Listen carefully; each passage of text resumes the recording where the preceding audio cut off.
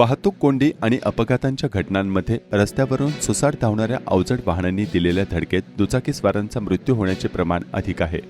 अशा घटना रोखण्यासह वाहतूक सुरळीत राहण्यासाठी पिंपरी चिंचवड वाहतूक पोलिसांनी बहुतांश रस्त्यावरून सकाळी व सायंकाळी जड अवजड वाहनांना प्रवेश मनाई केली आहे। या नियमांचे उल्लंघन करणाऱ्या वाहनांची संख्या मात्र जैसे थेच आहे। त्यामुळे चाकणमधील प्रचंड वाहतूक कोंडीचा प्रत्यय गुरुवारी 7 ऑगस्ट 2025 रोजी देखील या भागातील नागरिकांना आला।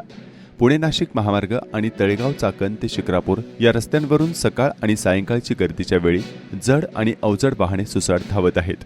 अशा बेशिस्त अवजड वाहनांमुळे वाहतूक कोंडी आणि अनेकांना जीव गमवावा लागत आहे। त्यामुळे या वाहन चालकांना पोलीस शिस्त लावणार का असा प्रश्न उपस्थित केला जातोय। पिंपरी चिंचवड वाहतूक पोलिसांनी आयुक्तालय हद्दीत विविध मार्गांवर सकाळी 8 ते 11 आणि सायंकाळी 5 ते 9 या वेळेत अवजड वाहनांना प्रवेश मनाई केली होती। या वेळेत आता बदल करण्यात आला असून सकाळी 8 ते दुपारी 12 तसेच दुपारी 4 ते रात्री 9 अशी वेळ निश्चित केली आहे।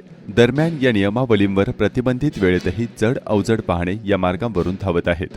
आयुक्तालयाच्या हद्दीत मागील काही दिवसांत घडलेल्या अपघातांच्या घटनांमध्ये ट्रक, ट्रेलर आणि डंपर धडक दिल्यानं दुचाकीस्वारांचा मृत्यू झाल्याचे प्रमाण अधिक आहे।